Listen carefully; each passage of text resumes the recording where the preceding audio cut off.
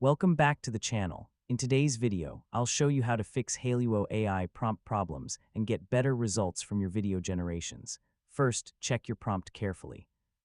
If the generated video doesn't match your idea, the prompt may be too vague or contain too many conflicting instructions. Start by clearly describing the main subject.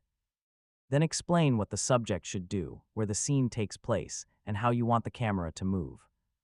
For example, instead of writing a person in a city, try something more specific, such as a young man walking slowly through a modern city street at sunset, realistic movement, cinematic lighting.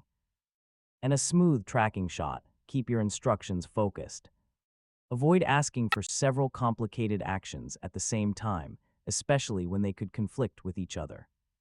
If you're using image to video, make sure your prompt focuses mainly on the movement you want to add to the image, instead of completely changing the original scene.